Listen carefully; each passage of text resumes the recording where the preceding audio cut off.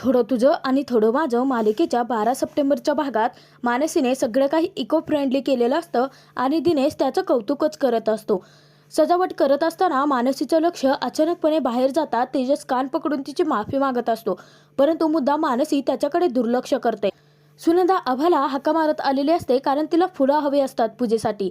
मानसी फुलं आणून द्यायला जाणार इतक्यात तात्या तिला थांबवतात आणि सांगतात की मानसी, तू अजिबात जाऊ नकोस, तू इथलं खांब बघ, मी जाऊन फुले आणतो. तेजसला वाटतं की मानसीच बाहेर येते आहे.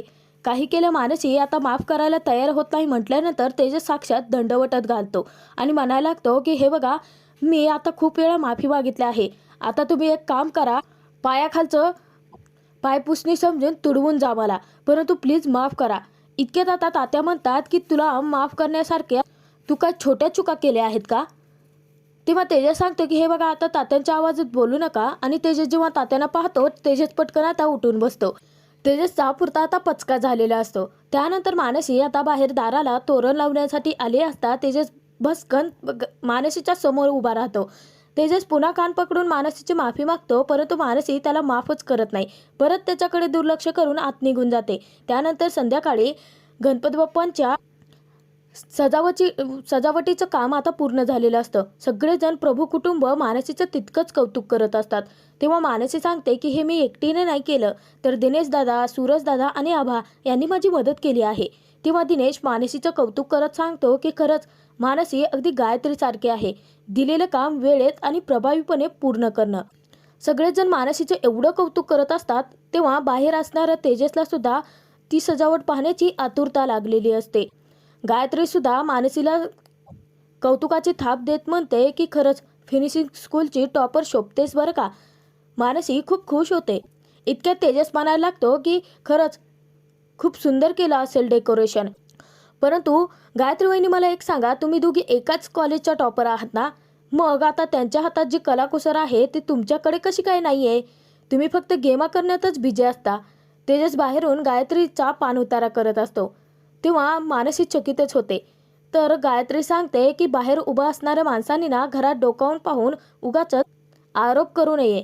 त्यानंतर मानसी घरातल्या सगळ्यांनाच एक सल्ला देते. ती सांगते की मला असं वाटतं की यांना निदान उंबरठ्यापर्यंत येण्याची परवानगी द्यावी. तेव्हा गायत्रीला धक्काच बसतो. मानसी सांगते की नाही, म्हणजे त्यांना सतत वाटत असतं ना की त्यांच्याशिवाय डेकोरेशन कोणी छान करू शकत नाहीये. मग त्यांचाच हाच तोरा उतरवायचा असेल ना, तर आपण त्यांना इथपर्यंत येण्याची परवानगी द्यायला हवी. म्हणजे त्यांना कळेल ना, त्यांच्याशिवायही खूप छान डेकोरेशन केलं जाऊ शकतं. सगळ्यांनाच आता मानसीचं म्हणणं पटलेलं असतं. तेजससाठी हा एक चमत्कारच असतो, कारण घरातल्या सर्वांना मानसीचं म्हणणं पटत तेजसला निदान उंबरठ्यापर्यंत येण्याची तरी परवानगी मिळणार असते. गायत्री तात्यांना सांगते की हिचं म्हणणं बरोबर आहे. त्यानंतर तात्या तेजसला सांगतात की आजपासून तू उंबरठ्यापर्यंत येऊ शकतोस, परंतु उंबराच्या आत पाऊल नाही टाकायचा. मानसीने खूप मोठा चमत्कार घडवून आणलेला असतो. तेजसला न्याय मिळवून दिलेला असतो. तेव्हा सुनंदा ही मानसीवरती खूप खुश होते. थोड्या वेळाने छाया गायत्रीकडे येते आणि म्हणायला लागते की दीदी, अगं हे नक्की काय चाललंय? तू काहीतरी कर ना गं. नाही म्हणजे तुझ्या सासूबाई तर आता त्या मानसीच्या नावाची जपमाळच घेतील हातामध्ये. हे बघ, आता मानसीला सजावटीची जबाबदारी तू दिली होतीस ना, म्हणून तर ते सगळं इतकं छान पार पडलं आहे आणि सगळेच जण नुसतं त्या मानसीचंच कौतुक करत आहेत. या सगळ्यात तू काहीच करणार नाहीयेस का? तेव्हा गायत्री सांगते की काय करायचं आहे, करू देत ना. आता मानसी सगळ्यांच्या मनात स्वतःचं स्थान निर्माण करते आहे ना, त्याच मानसीकडून सगळ्यांच्या मनात विष कालवायचं. म्हणजे बघ ना, आता भर रस्त्यात तेजसने तिची छेड काढली म्हणून तात्यासाहेब किती चिडले. आणि हे जर घडलंच नसतं तर त्यांनी आता गणपतीत उत्सवात का असे ना, परंतु तेजसला घरात घ्यायचा विचार केला असता. ते घडणारच नाहीये. आता गायत्रीचा प्लॅन वेगळाच असतो. गायत्री छायाला सांगते की हा गणपती प्रभूंच्या घरचा शेवटचा गणपती असणार आहे, कारण पुढच्या वर्षी हे घर पडलं जाईल आणि पडल्यानंतर ती मानसी तर यांची काय मदत करणार आहे. गायत्रीचा जबरदस्त प्लॅन ठरलेला असतो, परंतु तेजस आणि मानसी दोघेजण आता तो डाव कसा हाणून पाडणार हे पाहायला खूप मनोरंजक ठरणार असतं. इकडे बाहेर आता जो मखर सजवलेला असतो त्याच्यापुढे हात जोडून मानसी गणपती बाप्पा यायच्या आधीच त्याच्याकडे प्रार्थना करत असते की तिला तिचा मार्ग सापडत नाहीये. देवा, तू आल्यानंतर प्रत्येकाला प्रत्येकाचा मार्ग दाखवतोस. या घरातला माझा पहिला गणपती आहे. हे बघ, मला कळत नाही आहे गणपती बाप्पा की दरवर्षी मला या घरात गणपती उत्सव साजरा करायचा आहे की नाही. त्यामुळे पुढचा निर्णय घेण्यासाठी तू मला मार्ग दाखव. अशी प्रार्थना करत असता तेजस खिडकीतून मानसीला खुणावतो आणि त्यानंतर तो सांगतो की पालखी खरंच खूप छान तयार झाली आहे. मानसी मनोमन विचार करते की कसं समजावू यांना.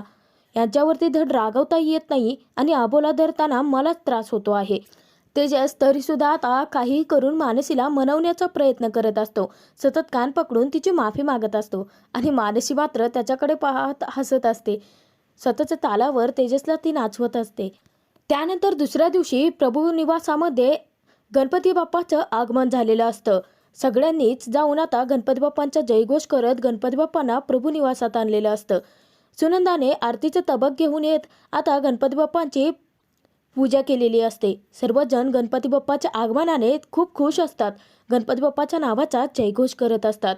तर त्यानंतर तात्या आणि बाकीचे सगळेजण त्यांच्या मागे जेव्हा गणपती घेऊन घरामध्ये येत असता तात्यांचा अचानकपणे पाय अडखळतो आणि तिथेच आता मानसी तेजस दोघे आता पटकन तात्यांना आणि मूर्ती दोन्ही एकाच वेळी सावरून घेतात.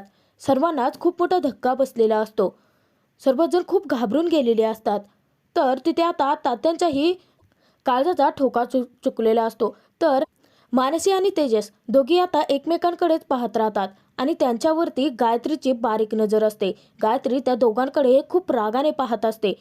मानसी तेजस दोघांनीही वेळेवरती बाप्पाची मूर्ती वाचवलेली असते. त्यानंतर सगळेजण मिळून आता जयघोष करत बाप्पाचं घरात आगमन करतात. होणारा अपशकुन दोघांनी मिळून टाळलेला असतो. गायत्री आता तेजस घरात येणार इतक्यातच त्याला थांबवते आणि त्याला सांगते की इथपर्यंतच यायची तुला परवानगी आहे, घरात येऊ नकोस. मानसीला खूप वाईट वाटतं. तेजस तिथे गायत्रीला सडेतोड उत्तर देत सांगतो की तिथे हॉटेलमध्येही तेच करतो, बाहेर उभा राहून पाहुण्यांचं स्वागत करतो, तसंच हे करीन. मानसीला तेजसबद्दल खूप वाईट वाटत असता तेजस आता जाऊ दे सोडून देत असं इशाऱ्याने सांगतो. तर तिकडे आता निधी संपदाकडे जाऊन घाई गडबड करायला लागते. ती सांगते की अगाई चल ना ग पटकन, त्याच्या घरी गणपती बाप्पा आले सुद्धा, आता त्यांची प्राणप्रतिष्ठा सुद्धा होईल. तेव्हा संपदा सांगते की अगं हो, इतकी काय घाई आहे निधी, आपण जाणारच आहोत ना.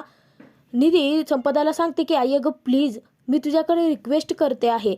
मनुताई कितीही नाही म्हणत असली ना तरीसुद्धा तेजस साहेबांशी माझ्या ॲडमिशनबद्दल एकदा बोलूनच बघ प्लीज गाई, मी तुझ्याकडे विनंती करते आहे, नाहीतर तुला माहिती आहे ना माझं अख्खं वर्ष वाया जाईल. तेव्हा संपदा तिची समजूत घालते. तिला सांगते की हे बघ निधी, मनुताई म्हणाली आहे ना, मग ती काहीतरी करेलच, तू जास्तीची काळजी नको करूस. आणि त्या दोघी आता प्रभुनिवासात गणपती बाप्पांची प्राणप्रतिष्ठा करण्यासाठी जातात. इकडे तात्याने जेव्हा गणपती बाप्पांचं त्यांना मखरामध्ये बसवलेलं असतं त्यानंतर तात्यांनी पूजेला सुरुवात केलेली असते. सर्वजण हात जोडून पूजेसाठी उभे असतात. तात्याने गणपती बाप्पांना हार दुर्वा सगळं काही घातलेलं असतं आणि खूप छान अशी पूजा ही संपन्न केलेली असते. त्यानंतर तात्यांच्या मागोमाग आता घरातले सर्वच जण गणपती बाप्पाच्या नावाचा जयघोष करत असतात. तेजस खिडकीतून सगळं काही पाहत असतो. त्यानंतर तात्या सूरजला आरती आणण्यासाठी सांगतात. तेव्हा विनोद मुद्दाम आता सूरजला टोमणे मारत तात्यांना सांगतो की अहो, तुम्ही त्याला कशाला आरतीला हात लावायला सांगत आहात, नाहीतर त्याची पुन्हा सोय होणार नाही ना. आरतीला हात लावल्यानंतर त्याला दारू कुठे पिता येणार. तेव्हा तात्यांनाही त्याचं म्हणणं पडतं. तर दिनेश सांगतो की तात्या काही हरकत नाही, मी जाऊन आणतो. दिनेश आता पंचारती घेऊन आलेला असतो. तर तोपर्यंत आभाने सुनंदाला केसात मारण्यासाठी गजरा दिलेला असतो. सगळेजण आता अख्खा परिवार जमलेला असतो. इतक्यातच संपदा निधीही पूजेसाठी आलेले असतात. तेव्हा तात्या सांगतात की चला आरतीला सुरुवात करूया. इतक्यातच आता तेजसने ढोलकी आणलेली असते आणि तेजस ढोलकी वाजवतात सगळ्यांच्या नजरा त्याच्याकडे वळतात. तेजसमध्येही ही कला आहे हे लक्षात येताच मानसी आणखीनच खूप खुश होते. सुरुवातीला आता तात्या आणि सुनंदा तेजसचे आई वडील दोघे जोडीने आता गणपती बाप्पांची आरती करत असतात. तर त्यानंतर दिनेश आणि गायत्री, त्याच्यानंतर आरती आभाकडे दिली जाते. घरातले सगळेजण एक एक करत आरती करत असतात. त्यानंतर आरतीचा मान मानसीला सुद्धा दिलेला असतो आणि तेजस खिडकीमध्ये उभा राहून ढोलकी वाजवत असतो. सगळेच आरतीमध्ये तंगून गेलेले असतात. मानसी आरती ओवाळत असता ती पटकन आता तीच आरती सूरजच्या हाती टेकते. सूरज आरती करायला नकार देत असतो, परंतु मुद्दाम मानसीने त्याच्याकडे आरती दिलेली असते. सतत व्यसन करत असल्यामुळे सूरजचे हात आता थरथर कापायला लागलेले असतात. तेव्हा सर्वच जण घाबरून जातात की आरती पडली तर. इतक्यातच त्याच्या मदतीला दिनेश आणि आभा दोघेही धावून आलेले असतात. सूरजचा हात थरथर कापत असतात दिनेश आणि आभा दोघांनीही त्याचा हात पकडून धरलेला असतो अगदी घट्ट. प्रभू कुटुंबामध्ये कितीही फूट पाडण्याचा गायत्रीने प्रयत्न केला तरी सुद्धा मानसी त्या कुटुंबाला कधीच फुटू देणार नसते आणि हेच दृश्य, हाच चमत्कार तिने या क्षणाला दाखवलेला असतो. सूरजला स्वतःहून आता आरती करता येत आहे हे त्याच्या लक्षात येताच तोही खूप खुश होतो. तर त्यानंतर आरती सूरजच्या हातून पूर्ण झालेली असते. सगळेजण परत एकदा गणपती बाप्पाच्या नावाचा जयघोष करतात. आरती पूर्ण झाल्यानंतर सगळ्यांना सूरज आरती द्यायला जातो. तेव्हा सुनंदा आणि तात्या त्याचं कौतुक करतात. गायत्रीचा प्लॅन पुरता फेल जाणार असतो, कारण आता आरतीला हात लावला आहे म्हटल्यानंतर गणपती बाप्पा आहे तोपर्यंत सूरजला दारू पिता येणार नसते. खरं तर सुनंदा मानसीचंच कौतुक करते. ती सांगते की बरं झालं मानसी बाळा, अगं तू याच्या हाती पंचारती दिली तेच. तेव्हा मानसी सांगते की नाही नाही मावशी, मी फक्त पुढे केली, त्यांनी स्वतःहून घेतली आहे. तर गायत्री रागाने पाहते. लक्षात येताच सूरज तिथे घाबरतो आणि त्याच्या आईवडिलांना सांगतो की नाही नाही चुकून घेतली. तेव्हा सुनंदा सांगते की कसं का असेना, परंतु तू पंचारती घेतली आहेस ना, मग आता लक्षात ठेव की गणपती बाप्पा जाईपर्यंत अजिबात व्यसन करायचं नाही आहे. त्यानंतर सूरज होकार देतो. सूरज गायत्री, दिनेश दादा, आभा, त्यानंतर मानसीचे कुटुंब या सगळ्यांना पंचारती देतो. त्यानंतर सूरजचं लक्ष तेजसकडे जातं. सूरज आता आरती घेऊन तसंच तेजसकडे जातो. तेजसही आरती घेतो. त्यानंतर तेजस सूरजला सांगतो की हे बघ दादा, जर दरवर्षी तू जर आता अशीच आरती करणार असशील ना, गणपती बाप्पाची पूजा करणार असशील ना, तर मी आयुष्यभर घराच्या बाहेर राहायला सुद्धा तयार आहे. सर्वजण खूप खुश झालेले असतात, कारण थोडे दिवस का असेना परंतु सूरज व्यसनापासून लांब राहणार असतो आणि सूरज व्यसनापासून लांब राहणार ही गोष्ट गायत्रीला मान्य नसते. थोड्या वेळाने तात्या सगळ्यांनाच गणपती बाप्पांचा आशीर्वाद घ्यायला सांगतात. तात्या सुनंदा दोघेही जाऊन आता आशीर्वाद घेतल्यानंतर सुनंदा तेजसकडे पाहते आणि तेजसला टीका लावल्यानंतर ती इकडे गणपती बाप्पाच्या मूर्तीकडे आली असता निधी आता खूप कौतुक करायला लागते. ती सांगते की आई अगं, मूर्ती किती रेखीव आहे आणि घराची सजावट सुद्धा किती सुंदर केली आहे ना. तेव्हा सुनंदा सांगते की अहो तुमच्याच लेकीने केलं आहे हे सगळं. तिथे निधी आणि संपदा दोघींनाही धक्काच बसतो. मानसीने एवढं सगळं केलं आहे याच्यावरती त्यांचा विश्वासच बसत नाही. सर्वजण मानसीचं कौतुक करतात. तर तिथे आता दिनेश, गायत्री दोघेही बाप्पाचा नमस्कार करायला आलेले असता सुनंदा संपदाला सांगते की मला तर असंच वाटतं आहे की दरवर्षीची तयारी तुमच्या लेकीनेच करावी. तेव्हा मानसी खूप खुश होते. तर इकडे कपटी कारस्थानी गायत्री मनोमन विचार करते की बाप्पा, तुझं ना खूप सुंदर असं छान असं मोठं मंदिर बांधेल, परंतु हे घर आता पुढच्या वर्षी जमीनदोस्त होऊ देत, माझ्या मनातली इच्छा पूर्ण होऊ देत, अशी गायत्रीची प्रार्थना असते. सगळ्यांनी बाप्पाला नमस्कार केल्यानंतर मानसी पुढे येते. त्यानंतर मानसी हात जोडून तेजससाठी बाप्पाकडे प्रार्थना करते की विघ्नहर्ता, प्रत्येकाचं विघ्न तू दूर करतोस, तेजसवरती आलेलं हे विघ्न तूच दूर कर. बाप मुलाच्या नात्यात तडा नको जाऊ देऊस. खरं तर तात्यांची समजूत घाल आणि तेजसचा चांगुलपणा त्यांना लवकरात लवकर कळू देत, हीच माझी तुझ्याकडे प्रार्थना आहे. असं मानसीने आता तेजससाठी बाप्पाकडे प्रार्थना केलेली असते. हा भाग इथे संपतो. पुढील भागात आपण पाहणार आहोत की मानसी जेव्हा आता पाटोळ्या तयार करत असते तर सुनंदा तिचे कौतुक करत असते. तेव्हा गायत्री मानसीला सांगते की अहो सासूबाई, स्पर्धा आमच्या दोघींमध्ये लावा, मग बघूयात कोण जिंकतंय ते. फिनिशिंग स्कूलची टॉपर आहेस ना तू, परंतु तुझ्यासोबतच्या स्पर्धेत मी उतरलेले नव्हते ना, म्हणून तू जिंकलीस.